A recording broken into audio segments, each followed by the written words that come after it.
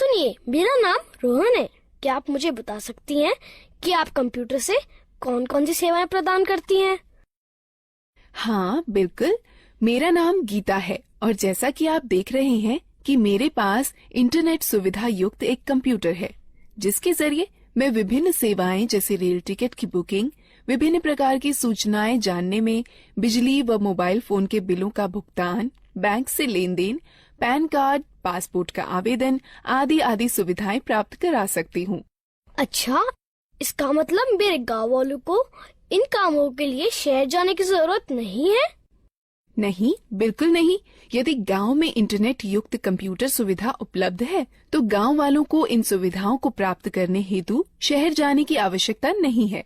अरे, ये तो बहुत ही अच्छा है। मुझे पूरा विश्वास है कि यह सब जानकर गांव वाले भी मेरी तरह बहुत प्रसन्न होंगे। हाँ बिल्कुल, आप इन्हें गांव वालों को अवश्य बताइए। सुनिए, मेरा नाम राम प्रसाद है। आप कौन कौन सी ऑनलाइन सेवाएं प्रदान कर सकती हैं? क्या मेरे शहर गए बगैर आप मेरी बिजली बिल का भुगतान यहीं से करवा सकती हैं?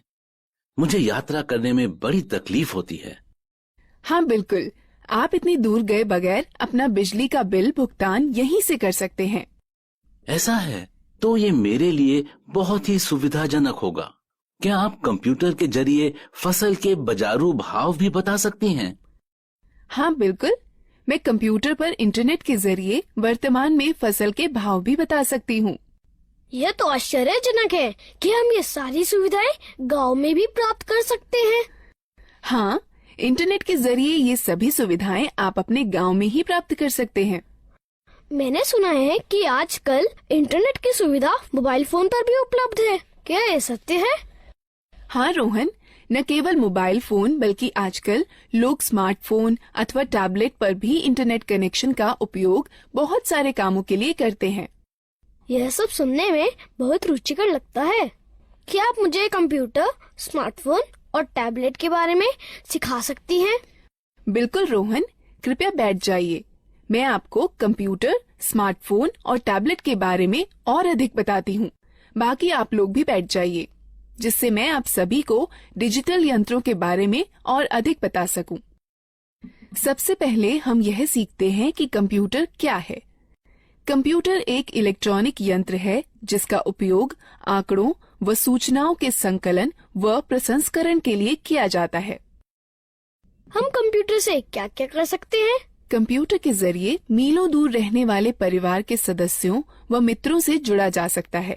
रेल टिकट बुक कराए जा सकते हैं, बैंक खाते में लेन देन किया जा सकता है, सूचनाएं एकत्रित की जा सकती हैं, खेल खेले जा सकते हैं, गाने सुने जा सकते हैं और सिनेमा पिक्चर देखी जा सकती है।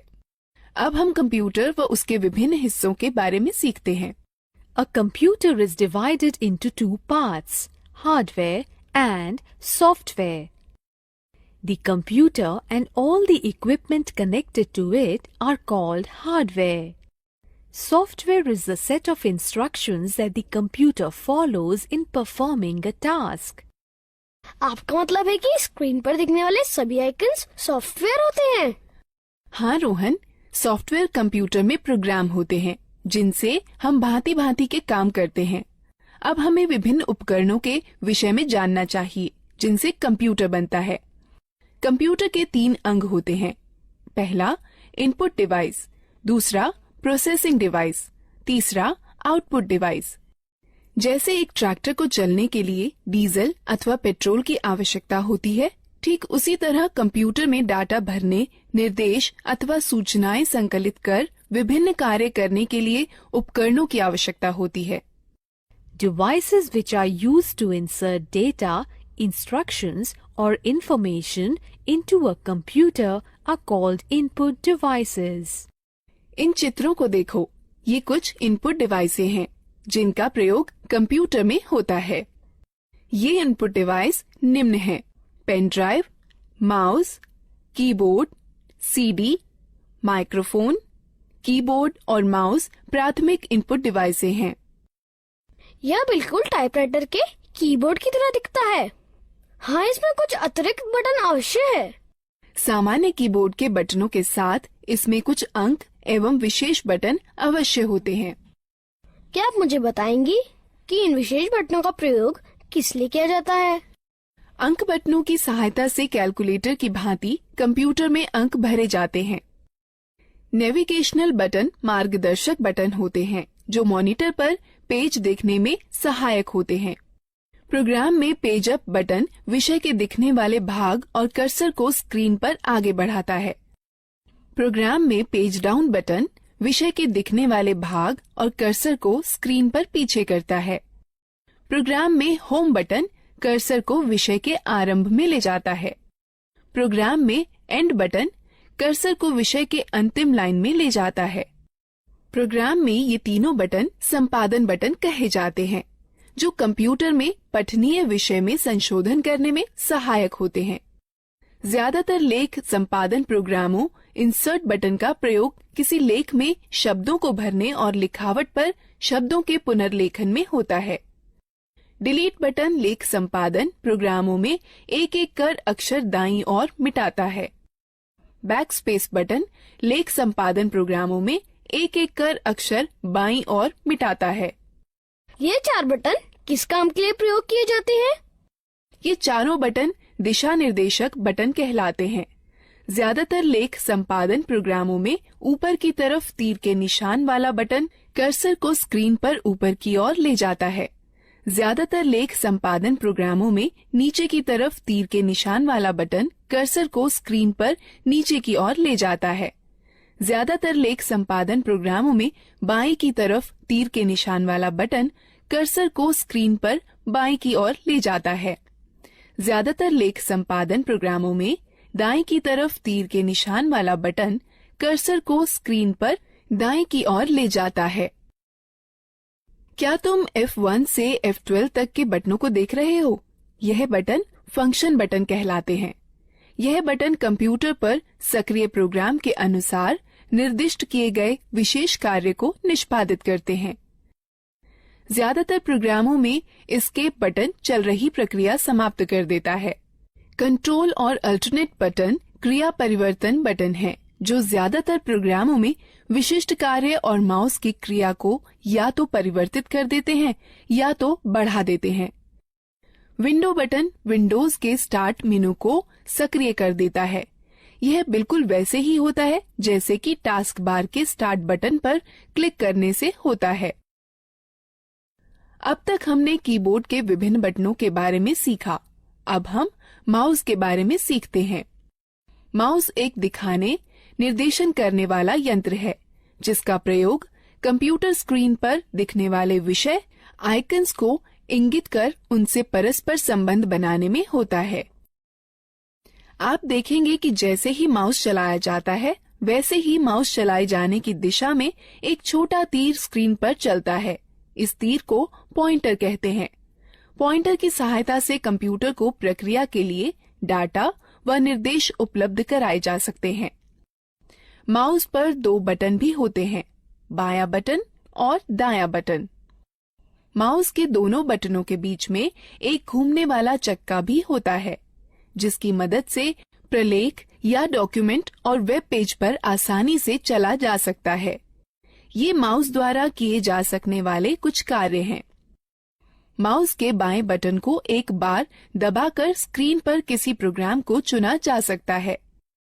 माउस के बाएं बटन को लगातार 2 बार बिना किसी अंतराल के दबाकर क्लिक कर किसी प्रोग्राम के अंदर प्रवेश किया जा सकता है। माउस के दाएं बटन को दबाए जाने पर इंडेक्स मेनू खुलेगा। घूमने वाला चक्का स्क्रीन पर पेज को ऊपर नीचे खिसकाने में हमारी सहायता करता है। जिस तरह दानों से भूसी निकालने या गेहूं को पीसने में ग्राइंडिंग मिल एक प्रोसेसिंग मशीन की तरह काम करती है, उसी तरह कंप्यूटर में वह यंत्र जो डाटा संग्रहण और संरक्षण को नियंत्रित करते हैं वह प्रोसेसिंग डिवाइस कहलाते हैं। कंप्यूटर प्रोसेसर या सीपीयू प्रोसेस की जाती है, फिर कंप्यूटर की मेमोरी या आरएएम में संरक्षित की जाती है।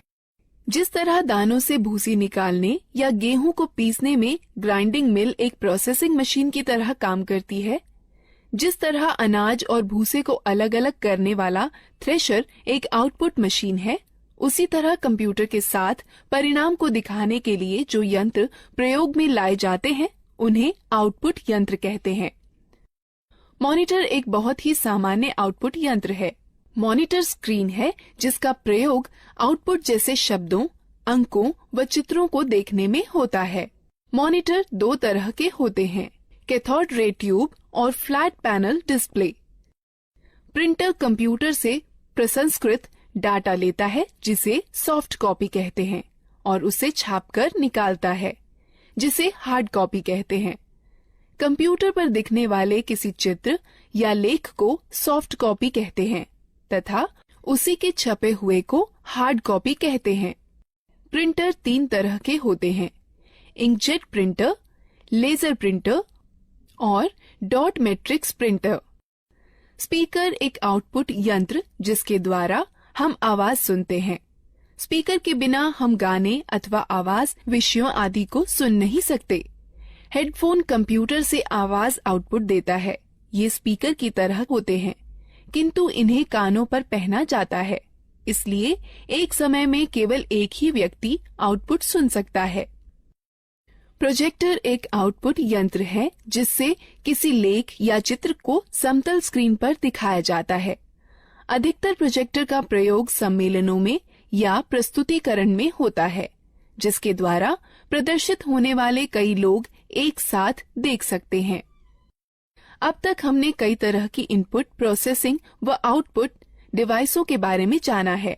अब हम लोग मजेदार गतिविधि में भाग। प्रत्येक प्रश्न के लिए सही विकल्प चुनें। सही है, अच्छा प्रयास।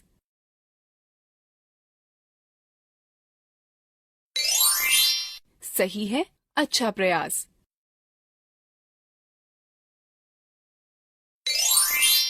सही है, अच्छा प्रयास। सही है, अच्छा प्रयास। दीदी, कंप्यूटर सारा डाटा कहाँ संचित करता है? जिस तरह तुम्हारा दिमाग बहुत सी आवश्यक चीजों को याद रखने में तुम्हारी मदद करता है, उसी तरह कंप्यूटर डाटा संचित करता है जिसे कंप्यूटर मेमोरी कहते हैं। कंप्यूटर की मेमोरी दो तरह की होती है, प्राथमिक अथवा मुख्य मेमोरी और द्वितीयक मेमोरी। मुख्य प्राथमिक मेमोरी बहुत तेज है, इसे रैम कहते हैं। इसका अर्थ रैंडम एक्सेस मेमोरी अथवा रैम होता है। कंप्यूटर की गति रैम पर निर्भर करती है। डाटा और निर्देश मुख्य मेमोरी में संचित रहते हैं, जहां से ये प्रोसेस कर रिजल्ट प्राप्त करने के लिए सीपीयू में पुनः प्राप्त किए जा सकते हैं। रैम वह मेमोरी होती है जहां सारे प्रोग्राम संचित किए जाते हैं। कंप्यूटर की गति रैम पर निर्भर होती है। कैश मेमोरी वह मेमोरी है जो रैम का अंग होती है और प्रोसेसर के बहुत पास होती है। इसका प्रयोग प्रोसेसिंग गति को सुधारने में किया जाता है। प्राथमिक मेमोरी सीमित होती है, इसलिए असीमित डाटा को सुरक्षित करने के लिए द्वितीयक मेमोरी का प्रयोग करते हैं। चूंकि कंप्यूटर द्वितीयक मेमोरी पर सुरक्षित डाटा को सीधे प्रोसेस नहीं कर सकता, अतः प्रोसेस करने के लिए पहले रैम पर उसकी नकल तैयार की जाती है। ये कुछ डिवाइस हैं जो द्वितीयक मेमोरी की तरह कार्य करती हैं: पेन ड्राइव, हार्ड डिस्क और डीवीडी। तो एक कंप्यूटर डाटा को अपनी मेमोरी में कैसे सुरक्षित करता है? कंप्यूटर सभी सूचनाएं केवल दो अंकों 0 और 1 में संचित करता है। एक अकेली बाइनरी डिजिट अर्थात 1 अथवा 1 0 को बिट कहते हैं। 8 बिट्स के ग्रुप को एक बाइट कहते हैं। इस सारणी को देखो, इसमें बिट्स और बाइट्स के बीच के संबंध को दिखाता है। निर्देश जो कार्य पूरा करने और हार्डवेयर को नियंत्रित करने के लिए प्रयोग किए जाते हैं, सॉफ्टवेयर कहलाते हैं। सॉफ्टवेयर प्रोग्राम्स निर्देशों का योजनाबद्ध क्रमवार समूह है जो कंप्यूटर को निर्देशित करते हैं कि क्या करना है और कैसे करना है।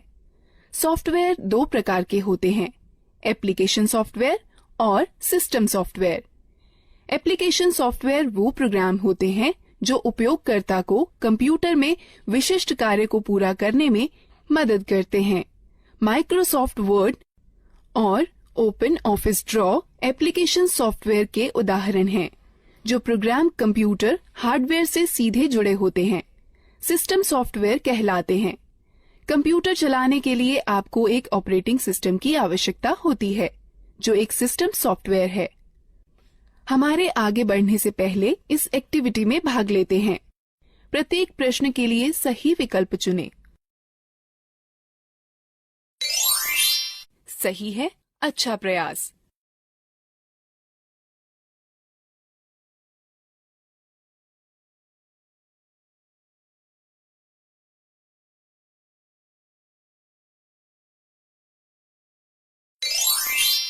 सही है, अच्छा प्रयास। गीता, ये सब रुचिकर है। मैंने पहले कभी भी कंप्यूटर नहीं चलाया है।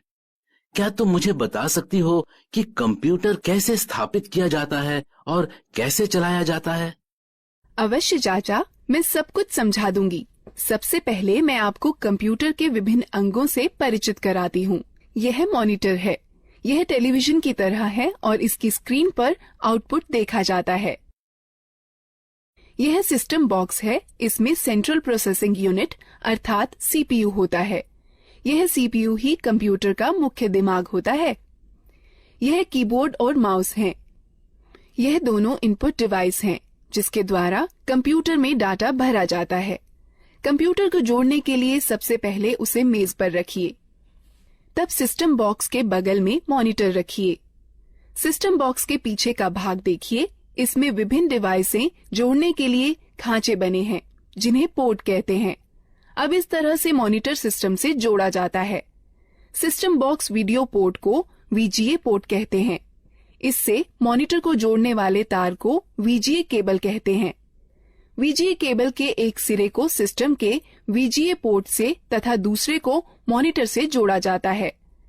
कीबोर्ड दो प्रकार के कनेक्टर वाले होते हैं, PS2 कनेक्टर अथवा USB कनेक्टर। कीबोर्ड को कनेक्ट करने के लिए उसके कनेक्टर को सिस्टम के उपयुक्त पोर्ट में जोड़ा जाता है। माउस 3 प्रकार के कनेक्टर वाले होते हैं, PS2 कनेक्टर, USB कनेक्टर अथवा सीरियल कनेक्टर। माउस को कनेक्ट करने के लिए उसके कनेक्टर को सिस्टम के उपयुक्त पोर्ट में जोड़ा जाता है। उसी तरह यदि आप प्रिंटर को जोड़ना चाहते हैं तो उसके कनेक्टर, जो इन दो में से किसी एक प्रकार का हो सकता है, समानांतर पोर्ट अथवा USB पोर्ट को सिस्टम के उपयुक्त पोर्ट में जोड़ दें। अब हम कंप्यूटर को बिजली के मेन बोर्ड से कैसे जोड़ सकते हैं? कंप्यूटर 2 बिजली सप्लाई के तारों के साथ आता है। एक बिजली सप्लाई तार को सिस्टम यूनिट के बिजली सप्लाई प्लग में तथा दूसरे तार को मॉनिटर के पोर्ट से प्लग करें। उसके बाद दोनों तारों को बिजली के पोर्ट से या UPS से जोड़ें। क्या आप हमें दिखा सकती हैं कि कंप्यूटर को कैसे जोड़ते हैं? बिल्कुल। कंप्यूटर चालू करने के लिए निम्न कार्यवाहियों का अनुसरण करें। पहले सिस्टम यूनिट व मॉनिटर दोनों की बिजली सप्लाई चालू करें। तब सिस्टम यूनिट का पावर बटन दबाकर उसे चालू करें व मॉनिटर का पावर बटन दबाकर उसे चालू करें। अब कुछ क्षण इंतजार करें और देखें कि मॉनिटर पर डिस्प्ले आने लगा है। इसे बूट स्क्रीन कहते हैं। धीरे धीरे सभी सॉफ्टवेयर लोड हो जाएं तो कंप्यूटर प्रयोग के लिए तैयार है। धन्यवाद गीता। पहली बार न केवल कंप्यूटर को देखा है बल्कि उसे चालू करना भी सीखा है। हाँ, कंप्यूटर के विषय में यह सब बताने के लिए धन्यवाद दीदी। अब क्या आप हमें मोबाइल फोन व टैबलेट के बारे में भी बता देंगी? बिल्कुल रोहन, मैं तुम्हें सिखाऊंगी कि मोबाइल फोन व टैबलेट कैसे चलाते हैं। हाँ, मैं भी इन चीजों के बारे में सीखना चाहता हूँ। पहले हम मोबाइल फोन व टैबलेट के विभिन्न अंगों, कार्यों व उपयोगों के बारे में जानते हैं। जैसे आप जानते हैं कि बेसिक मोबाइल फोन एक ऐसा यंत्र है जिससे आप कॉल कर सकते हैं, कॉल प्राप्त कर सकते हैं व मैसेज लिखकर भेज सकते हैं व प्राप्त कर सकते हैं। आधुनिक मोबाइल फोनों में कई तरह की विशेषताएं होती हैं, जैसा कि इंटरनेट, खेल, कैमरा, वीडियो गेम और मार्ग निर्देशन प्रणाली। यह फोन स्मार्टफोन कहलाते हैं। कुछ मोबाइल फोनों में 2-2 सिम कार्ड एक साथ ही फिट हो जाते हैं। इन्हें डुअल सिम फोन कहते हैं। फोन के विभिन्न अंगों को देखें।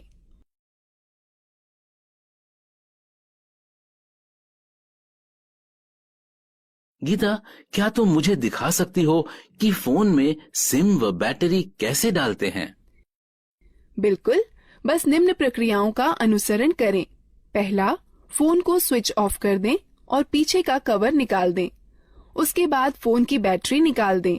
तब सिम खांचे में सिम डाल दें। अंत में बैटरी व कवर पुनः लगा दें और फोन को चालू करें। धन्यवाद गीता, मुझे फोन की बैटरी चार्ज करने में भी समस्या होती है।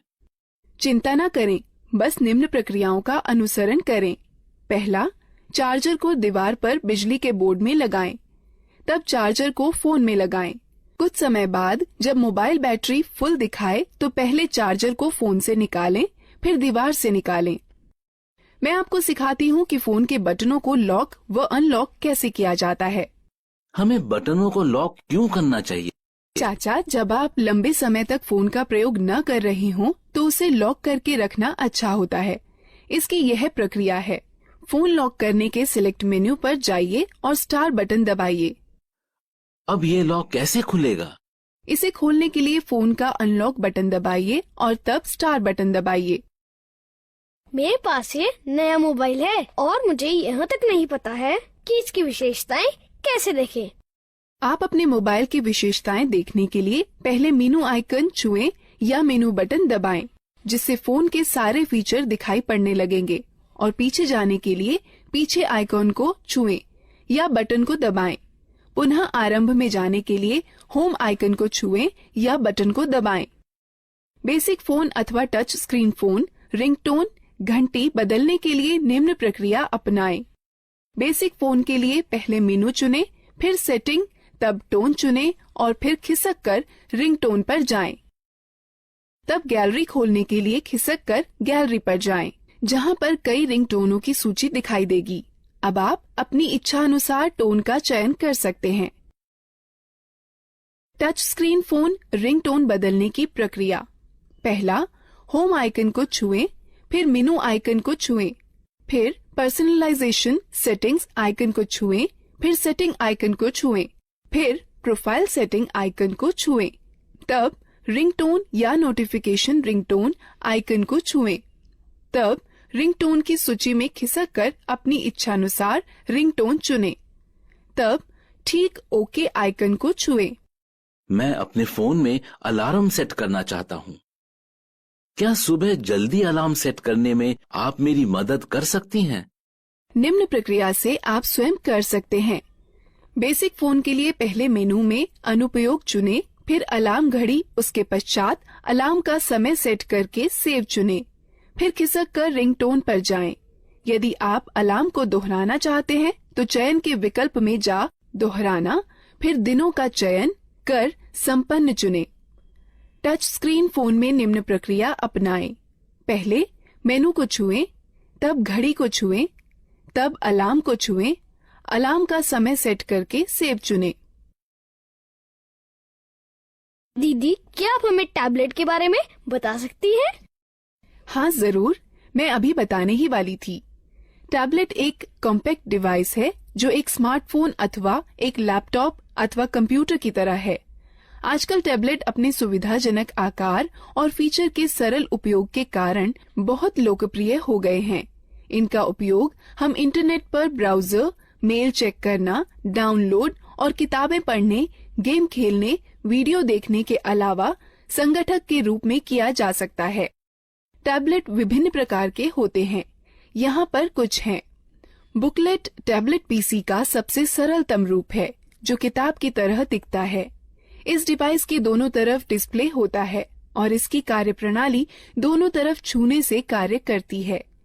यह हस्तलेख को पहचानने वाला सॉफ्टवेयर होता है, जो तुम्हें स्क्रीन पर वैसे ही लिखने की अनुमति देता है जैसे कि आप पेपर पर लिख सकते हैं। स्लेट सबसे साधारण और सबसे ज्यादा पाया जाने वाला टैबलेट पीसी है, जो अधिकतर मनोरंजन के लिए, फिल्म देखने के लिए, इंटरनेट चलाने के लिए, वीडियो देखने, वीडियो कॉल करने और दोस्तों के साथ चैट करने के लिए प्रयोग किया जाता है। कन्वर्टेबल टैबलेट लगभग पारंपरिक लैपटॉपों की तरह के ही होते हैं। इसमें बस एक बड़ा फर्क यह होता है कि इनसे टच स्क्रीन डिस्प्ले होता है, जिसे 180 डिग्री तक घुमाया भी जा सकता है।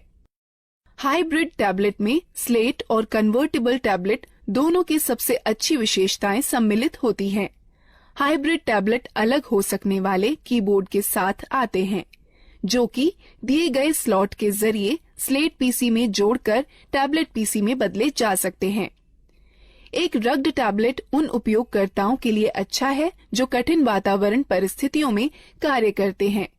इनके अंदर की हार्ड ड्राइव झटकों को सहन करने वाली और इनका सुरक्षात्मक कवच इन्हें काफी टिकाऊ बनाता है। यह एक बात आपके लिए ध्यान में रखना अति आवश्यक है कि प्रथम बार इनका उपयोग करने से पूर्व इनकी बैटरी को कम से कम 6 से 7 घंटे चार्ज करना चाहिए, जब तक कि बैटरी पूर्ण रूप से चार्ज न हो जाए। हम बैटरी कैसे चार्ज करते हैं? इन चरणों का अनुसरण करो।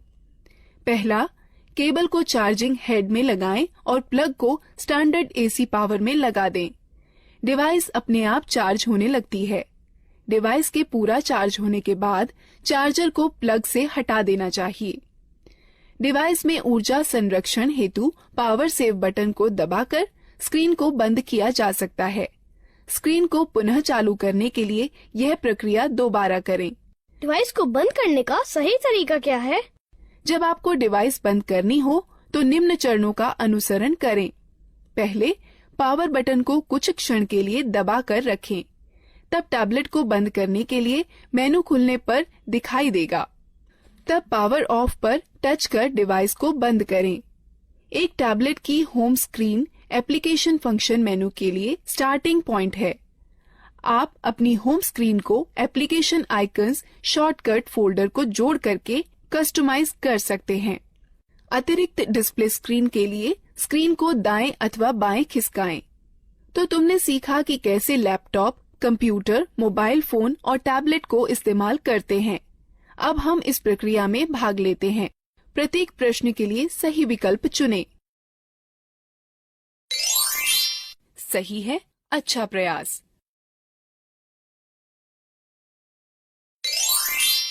सही है, अच्छा प्रयास। सही है, अच्छा प्रयास। सही है, अच्छा प्रयास।